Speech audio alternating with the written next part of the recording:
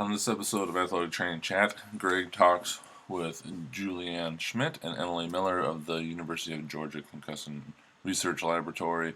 So much to cover in this episode. They will talk about the latest findings they've had, what the reason and the purpose is behind their concussion laboratory, some of their work with the DoD and the NCAA, and really everything in concussion that athletic trainers should be paying attention to. Some really fantastic work going on here, as well as many other places across the country, especially in this large collaborative project with the DoD and the NCAA around concussion. Great information, well worth the listen. As always, we are powered by Mueller Sports Medicine, but without further ado, please enjoy this episode with the University of Georgia Concussion Research Laboratory and Dr. Julianne Schmidt and Emily Miller.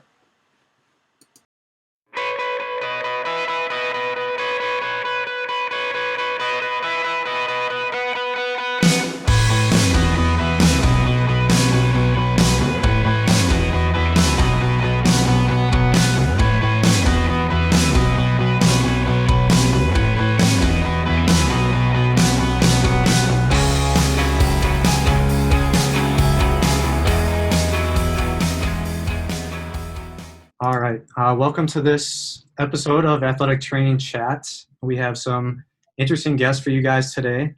We are kind of taking our podcast to Georgia now, and we are talking with two employees at Georgia that work in the the Concussion Research Lab at the University of Georgia. So we've got some bulldogs for you guys to kind of get their perspective. They got some really neat things in the works, and I think you guys will appreciate the insight that they're going to bring. So I guess to kind of turn it over to you guys, if you want to maybe introduce yourselves and tell us a little bit about yourselves. Sure. My name's Dr. Julianne Schmidt. I co-direct the UGA Concussion Research Lab and the Biomechanics Lab here at UGA. I've been here since 2013 after finishing my PhD at UNC Chapel Hill. Prior to that, I was there also for my master's, and I'm originally from California. So I went to Point Loma Nazarene University, where I went through the accredited athletic training program. Awesome. Kind of bouncing all over the place then, coast to coast then. Yep. Well, in direct contrast to that, I'm Emily Miller, and I am the research coordinator for the Concussion Lab. I actually have been a Bulldog since 2002 when I started my undergrad, and I have been here in different roles since then. I did my undergrad and then my graduate assistantship in athletic training at UGA, and I've worked with the UGA football and women's soccer teams as a full-time staff athletic trainer after that. Awesome. Yeah, very cool. I think we'll get a lot of interesting kind of points from definitely the research side of things, but also we might kind of dive in with Emily's Division I experience. That's not something that everyone gets to experience, so I think that'll be a good kind of segue as well. So I guess for our listeners, we are definitely going to talk a lot about their Concussion Research Lab. I highly recommend looking into the articles that they publish and a lot of the insight that they provide to the public here with their findings. We're going to talk a little bit about the necessity of just continuing ongoing concussion research, maybe some kind of specific questions and topics that should maybe be addressed in future research. And then, like I said, kind of we'll definitely dive in with both of you, but maybe especially Emily, about just working at such a high-level Division I school. And then we can maybe even talk about your guys' athletic training program. I know it's very, very respected. It's very kind of top-notch. So it'd be cool to kind of hear the insight from your guys' teaching perspective as well. So I guess the first question to maybe jumpstart us here would be, what is the UGA Concussion Research Lab? So the UGA Concussion Research Lab actually predates me. Mike Ferraro was at UGA for at least a decade before I got here. Doing very novel, cutting-edge concussion research at a time when not a lot of people were paying attention to the injury. And as you know, the attention to the topic has grown a lot over the last 10, 15 years. And then when I started here, I was very fortunate to step into an environment where concussion research was valued and there was an infrastructure already in place, and I had sort of a footprint from when Mike Ferrara was here. And since then, we've grown. So we have, like I said, I co-direct the lab with Rob Lionel. So he and I oversee most of the operations, and then Emily is our research coordinator. She is mostly associated with the CARE Consortium grant that we have. And then we have 1 postdoctoral fellow and 5 doctoral students. So, and then probably about 5 or 6 undergrad research assistants as well. So quite a few of us now. Sure. Yeah, busy place. So I guess how unique is it to have such a large research lab, especially for concussions, kind of in the country?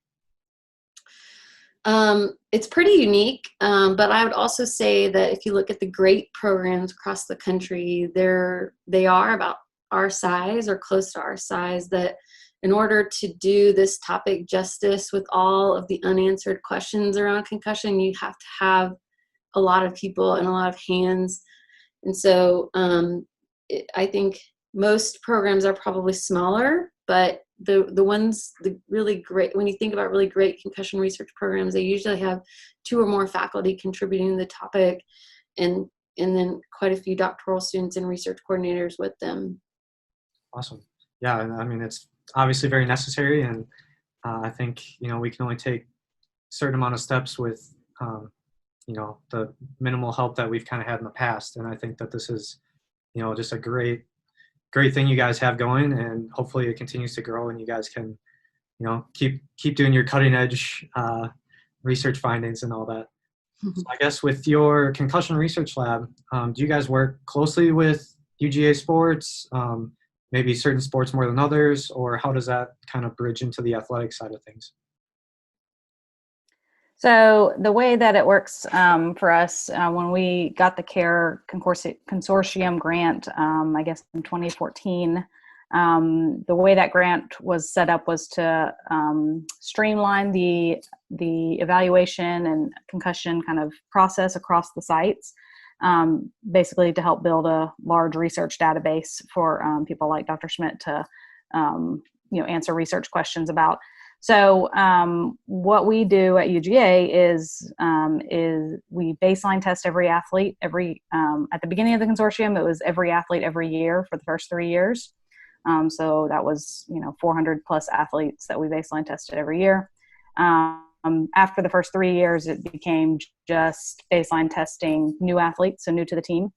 And then we also, any athlete that has a concussion, we manage their post-injury care. So that we work very closely with the athletic trainers over in the athletic department as far as getting the athletes in for post-injury testing at different time points.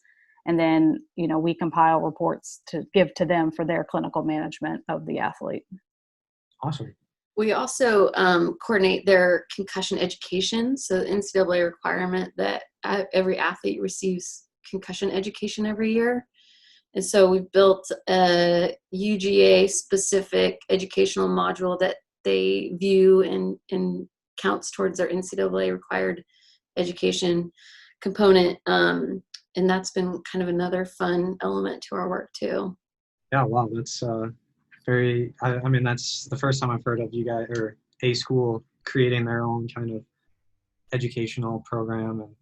And it's just very cool to think about the kind of the extra work that you guys are able to do and accomplish with that. So hopefully that catches on to smaller schools like ours and all across the country. I know that's definitely not a standard with smaller schools. I can tell you that right away. So that's very cool. Yeah, it's actually funny you say that, because that we had that same thing in mind when we built it, because we wanted it, that mandate applies to D2 and D3 schools, and so we wanted to build it in a way that was feasible for other athletic models too. So we actually collaborated with Emory, who's a D3 school, and Valdosta State is a D2 school, on the module, because of that very reason, that the infrastructure and the resources here to accomplish that mandate are so different than like what other sites have, even Division I sites. So sure. Well, that's awesome, and that's super helpful, I'm sure, to just about everyone that would look into that. So keep it up. I know that that's, sounds redundant, but there's definitely a need for helping out kind of the smaller divisions, especially, unfortunately in these times right now, we not everyone has the biggest budget, so it's nice to not have to certainly build everything on your own if you can use sources like your guys's. So very cool.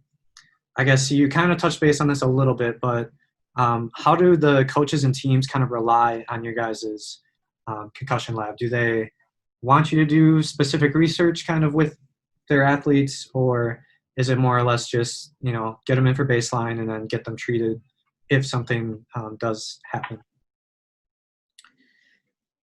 So I would say that from a concussion evaluation standpoint, that protocol is very, standard. It has a lot of measures in it. We will explore new and novel measures sometimes, but we do work with athletics quite a bit. So I mentioned the baseline evaluation process, the education module. We also do biomechanics screenings for certain sports, so especially sports at high risk for lower extremity injury. We'll bring in athletes during their freshman year, their first year at the university, and do a full 3D motion capture, cutting task and jumping task as a screener for injury and readiness to return to play if they have a history. So we work closely with them and collaborate, and it's a symbiotic relationship where we can get really good research ideas by maintaining our presence in the clinical realm, and they benefit from that by having the services that we provide to alleviate some of their duties and some of their responsibilities. Sure. Yeah, very cool. I guess, Emily, a question for you. What is it like being the coordinator for the research lab, since you guys are obviously, very busy seeing all these athletes doing some of your own projects? You guys have, a few grants right now as well. So kind of what's a day in the life like for coordinating all this stuff? Well, that depends a lot on what time of year it is. So really from about June until like mid-September, October, we're really working on baselines. It was obviously a lot different this year with how we had to do those with a lot of the safety and COVID regulations that we had to put in place to be able to do all that safely. But it's a lot of, well, let me back up. So because of my background in clinical athletic training, I'm kind of in a unique position where I've worked very closely with a lot of the clinical staff on that side of it. And so I think that helps me a lot understand, just the demands on the athlete's time and demands on the athletic trainer, and helps kind of smooth that relationship to getting, one of the biggest hurdles is just scheduling. It's a lot of back and forth. And like I said, a lot of demands on the athletes and the athletic trainer's time. And, this isn't as important as we think it is. It's not always the number one priority on their end for, whatever reason. But so a day in the life would be, a lot of baseline testing. Takes about an hour per athlete to go through our whole battery of tests. Sometimes in there's also a lot of post-injury management. So it may be, I'm seeing a football player for a 48-hour post-injury eval, and I'm seeing a tennis player for an asymptomatic assessment, and putting together their reports and sending them to the athletic trainers and the physicians and the neuropsychologists to kind of, everybody is on the same page with that. So some days are more running around than others. Some days are more data management and getting things put in the right systems and keeping up with the other things. But it's a good balance, I think, for me. Sounds like it definitely keeps you busy. Yeah. And then I guess, Dr. Schmidt, so you do a little bit of teaching at Georgia, I understand? Yep, that's correct. What is it like kind of balancing your teaching role with doing some of this research? And many times where you are involved with other things as well. So I guess, what is your day like at Georgia? Yeah, good question. Those are two different demanding tasks. I was saying on my way here, I just got done teaching, so I'm kind of switching gears to think more about my research. So I do feel that way a lot, where I'm switching between one hat to another. But also I try to talk about my research and the importance of research in general in all my athletic training courses, because I do think it's something that athletic trainers need to have a good understanding and appreciation for. And so I'm often telling them about studies and results that we have that are coming out that are new. And then also just reiterating, like, hey, do you know the sensitivity and specificity of that test? And do you know, how long has it been out? How much have you thought about a lot of this stuff? And trying to build that into my teaching as well. But currently I teach the upper extremity evaluation course. And then also the organization and administration and sports medicine course. Both really fun courses. I really love O&A because it's like topics that everyone thinks is boring. And I like to prove to them that they are not that boring. They're actually really relevant, and kind of show them the debate side of it all and how to, look at different things. So lots of fun, but a lot of switching between the two roles. Sure. Yeah. Well, I mean, I give both you guys a lot of credit for, being able to adapt to everything that you guys kind of have on your plates. And obviously I'm only a student right now, so I haven't quite experienced that work life yet, but just hearing about kind of all the things that you're involved in, and then doing cutting edge research on top of that is got to be a little bit taxing. So I know we thank you as a profession. So I just wanted to get that out there for sure. But it sounds like both you guys are doing, great things for the university and for the profession as well. So I guess to kind of segue, why is it so important that we kind of keep with more advanced concussion research? Yeah, it's a good question. I think hopefully all athletic trainers know the obvious answer to that, right? It's that there's so much we don't know about concussion. And maybe if you're newer to the profession, you might not feel that as much that way as people who've been in the profession for longer, who kind of lived through that era where we realized concussions were a big deal, and then we're left in a period of time where we had a lot of questions and no answers. And so now we're getting better, and a lot of our clinical practices are much more sound and much more evidence-based, and at least we have clinical practices for concussion now and standards. But there's still a lot of lingering questions out there, and a lot of things that we don't know, from a very basic level to how to make our evaluation process that every athletic trainer uses, or some version of it, better and more efficient, all the way to questions about links between subconcussive head trauma and late life outcomes. So there's in any area of concussion research you look, there's new and different questions and challenges that we need to address. And I think that athletic trainers in general sit in a really interesting and important position to answer a lot of these questions. Now, concussion research is really cool because it's interdisciplinary, right? You can have a neuroscientist, you can have a neurologist and a neuropsychologist and an athletic trainer and a PT, all at the same table, that all bring different expertise. But I just think that the athletic trainers have this really unique clinical understanding of concussion and are really well suited and positioned to see the interesting questions while also understanding the clinical implications and like whether that recommendation is feasible or possible, and understanding like what it means on a clinical sense is really kind of a unique thing about athletic trainers in concussion research. Yeah, absolutely. Emily, do you feel like that kind of sums it up for you as more of a clinical side athletic trainer that gets to work with all these concussion patients and doing this concussion research all the time? Yeah, I was kind of to echo what Dr. Schmidt was saying is, I joke about it a lot where there will be this really cool research question or really cool research design, and then it's like trying to apply it clinically. It doesn't always translate. And it's kind of, it's can be frustrating, but it's also interesting to understand, like, yeah, it would be great if athletes had equal motivation for all of these tests at the same time points, because we just want them to be equally motivated to do everything, but that's not how it actually works. And why is that? And what are some ways that we can get at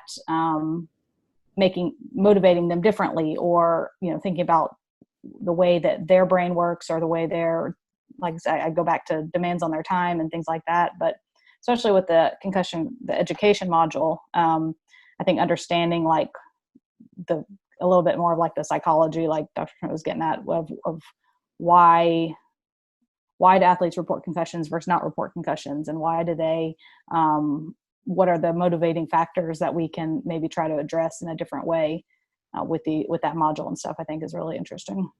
Sure.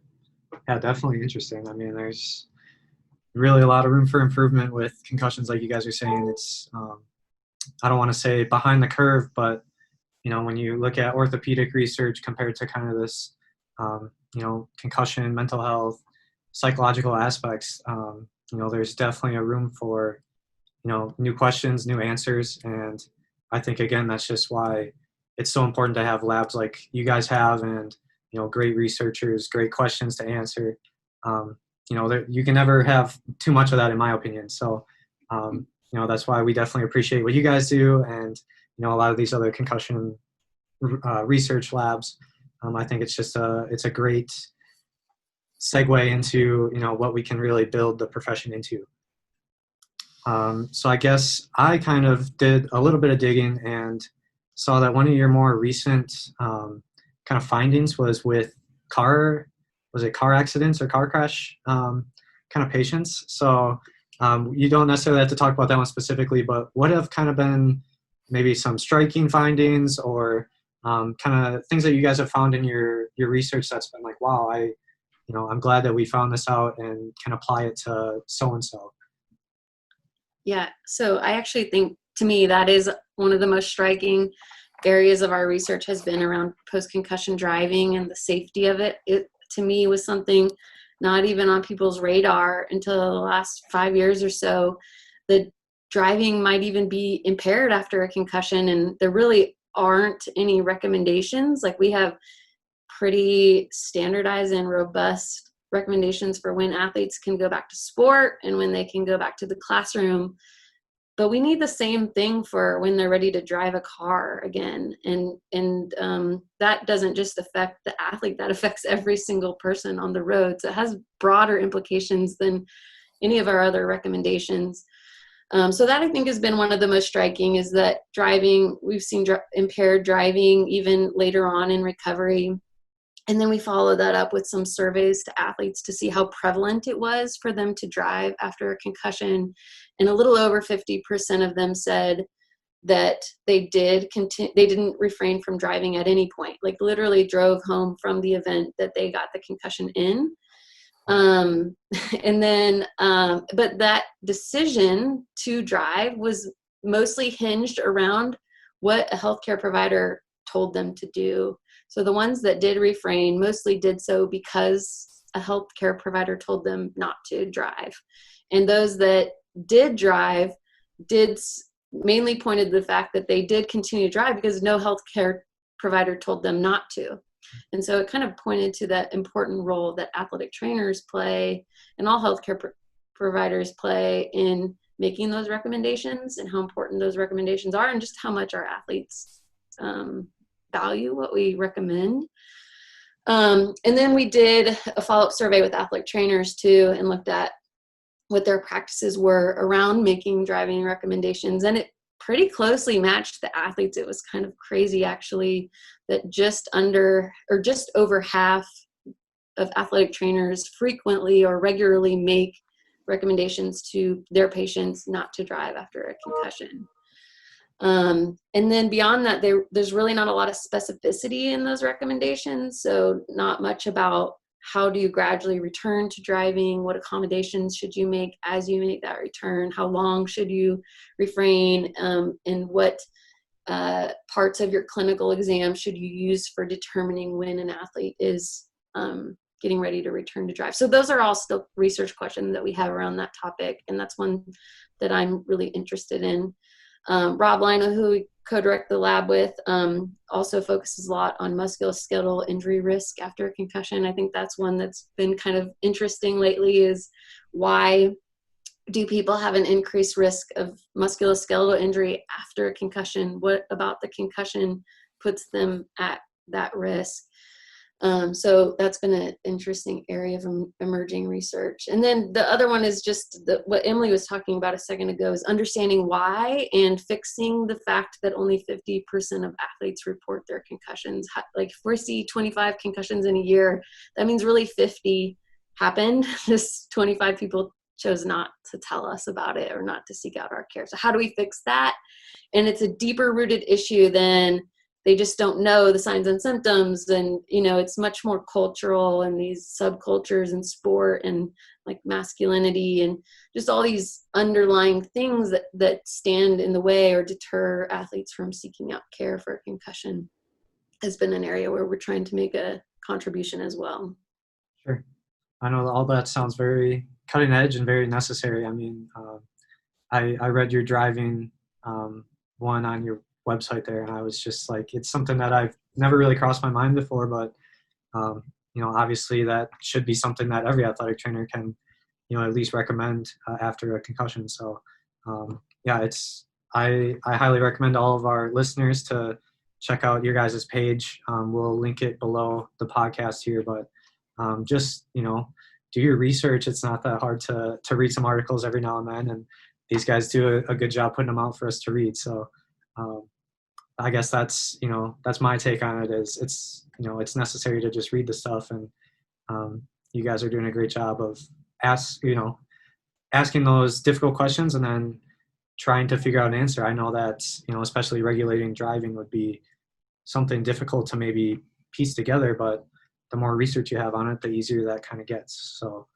I guess if you guys have anything else about maybe your position specifically at Georgia, feel free to chime in. Otherwise, I was going to kind of jump to our AT Chat 5 questions. So we ask these to all of our people on the show, and they're kind of general, but we just like to get everyone's insight on kind of some things that are pretty important to just expanding the profession. So I'll kind of give you guys a chance if you do have anything else, other concussion related, Georgia related, anything like that. No, I think we nailed it all. Emily, you got anything? No. I mean, do you want to talk about the general population, the health center stuff that y'all do too? Or? Oh yeah. So we talked a lot about our relationship with athletics, but we also service the University Health Center at UGA. So any general student that gets a concussion can come see us and get the same post-concussion evaluation battery that our athletes get. And that's been kind of a unique undertaking. The mechanisms and the recoveries are very different in that group. And so that's taught us a lot more about concussion outside of sport. And that's been kind of a unique clinical and research sample to look at. Awesome. I mean, that's an awesome resource to have. I know that's got to be, not just unique for you guys, but I can't think of any other place that, kind of offers that to just their general students and, in their population. So awesome. I, hope you guys the best with continuing, all of those avenues. So I guess the first question that I'll have both of you answer would be, where do you see the athletic training profession going within the next 5 to 10 years? You want to go first, Emily? Golly, I feel like I hardly work even in athletic training. But, obviously with all the changes to the education and stuff, I think that that's all positive for the profession as far as getting us more equal footing with other, post undergrad, certifications like PT and OT and things like that. So I think that that's a really positive move.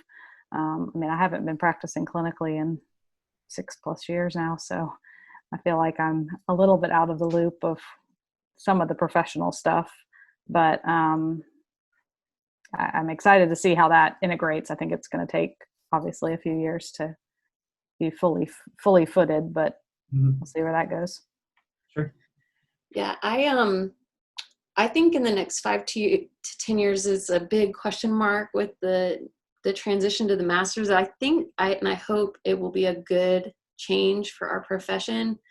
I think it will be good educationally, and it will raise hopefully our standard for ourselves in a way that makes athletic trainers demand higher salaries and demand medical autonomy, and to make a profession that is more fit for longevity in a career in athletic training. And I think those are going to be critical things that we set a foundation for in the next 5 to 10 years as a profession.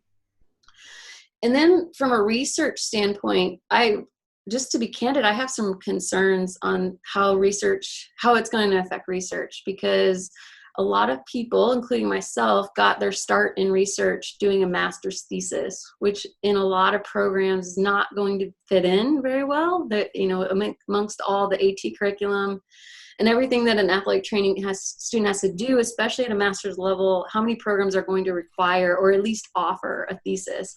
And that's where so many athletic trainers get their first exposure to and fall in love with research. Now, not all of them fall in love, and I totally understand that, there's just a subset of nerds like me, but I worry that if they're never exposed, that will cause our number of athletic training researchers to dwindle over time. And the athletic training research has come so far in the last 10 years. 10 years ago, it'd be very rare to hear of an athletic trainer getting federal funding to do any sort of research related to athletic training topics. And now it's common, right? It's not unheard of. There are researchers out there doing this all the time. And so I'm nervous about that part. I think if you had told me when I was an undergrad going in my master's program that I would be doing research, I would have laughed. I literally would have laughed and said, "You're crazy. There's no way." But then I did it, and I didn't know I liked it until I did it. So I'm a little worried about how that might affect people entering a research career in athletic training. Yeah, no, those are all very good points, and I guess we'll kind of have to see where it goes. Next question would be, what advice would you give yourself as a young athletic trainer or researcher, if you want to kind of tackle both avenues here? I mean, I would say just to enjoy it while you're in that moment. There's been so many, I've had a couple different just clinical settings that I've worked in, and a couple of different changes for different reasons. And I think overall it's just enjoy it while it's working for you. And if it's not working, then find another setting that does work. And that's kind of been how my career at UGA has evolved. And, I don't know where it's going to go for after this, but I would say, be an advocate for yourself, and, don't be afraid to make a change if something it's not a good fit, I guess. Mm-hmm. Yeah, one thing I always tell our incoming students, which I would tell myself if I were back then, but is that you're at the doorstep of one of the coolest professions in the world, and that you will not meet a group of grittier and cooler, hardworking, smart people than you'll see in the profession of athletic training, and just to kind of indulge in that and enjoy that. And then the other thing I always tell people is to enjoy the now. It's really easy when you're in school to be like, well, when I graduate this, or when I'm done with, when I pass the BOC this, when I'm done with grad school, then I'll be happy, right?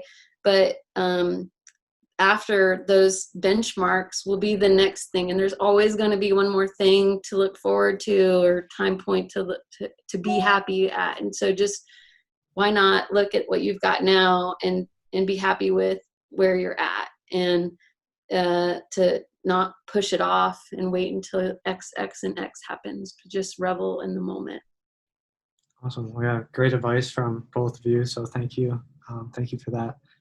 Our next question for you is, what has been kind of the most influential resource or person, or whatever that may be, that you have found in your career?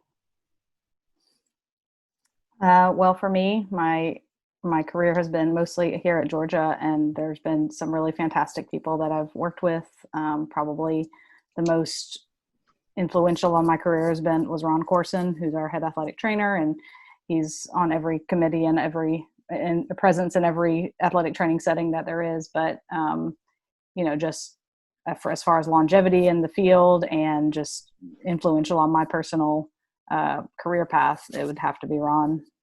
Sure. Yeah, I can't think of like a resource other than a human resource, like a person. So I have two.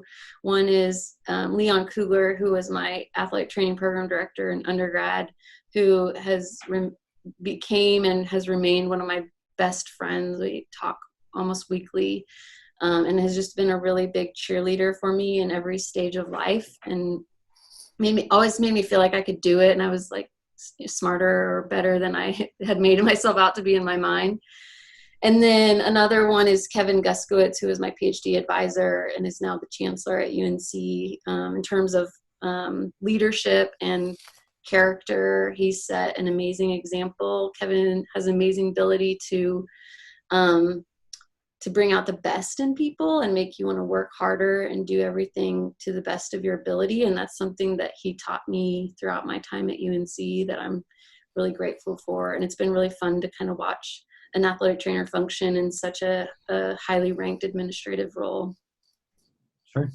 Yeah. And, I know one of our other co-hosts, Joel Lukey, he's a big professionalism and, leadership guy. So I know that he's especially going to appreciate kind of hearing that, because he's kind of doing some research on his own now to really develop that in the profession. So we definitely appreciate your guys' insight on that. Mm-hmm.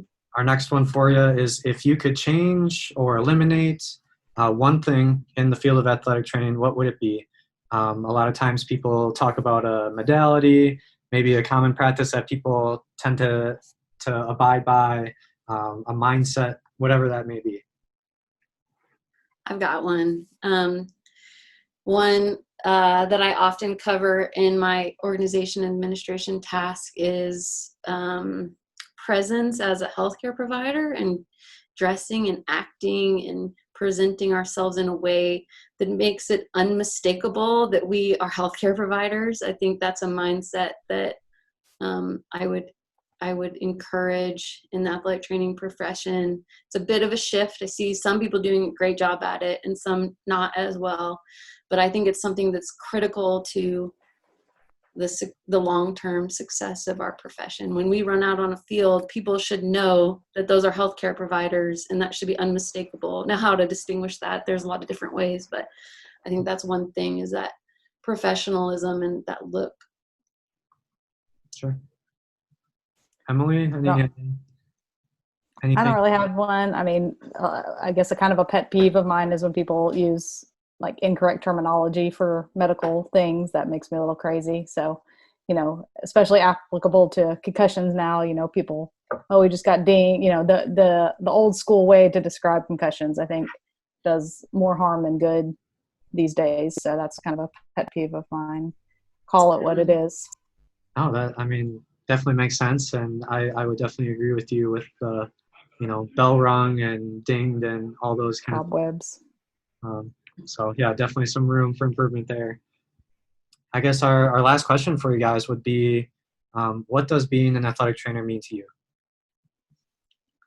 I kind of said this earlier, but to me, being an athletic trainer means being a part of one of the coolest professions. I really think athletic training is just really unique than any other healthcare profession in a lot of ways that I really love.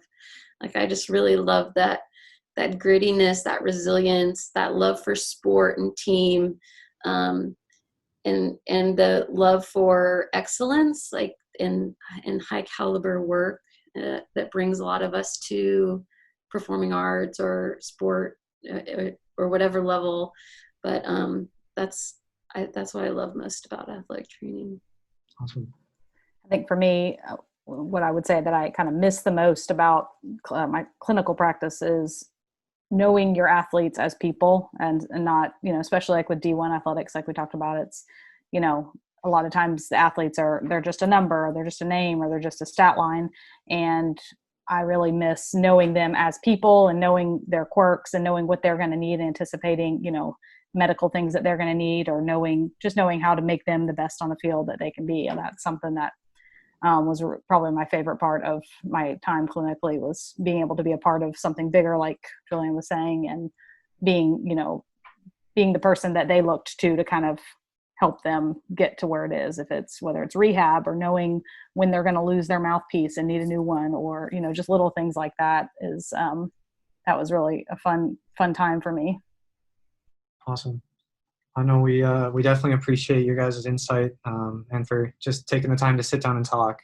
I know I kind of mentioned before, but we'll definitely link your guys' kind of webpage there. It has some of the articles that we kind of referenced, just a lot more information about what these ladies do and their team, doing some really great cutting edge things. UGA has always had a very good reputation with athletic training and education, so definitely check that out. And then I guess, do you guys have anything to add? I think we covered it. Yeah, no, it was. Thanks for having us. Yeah, I appreciate it.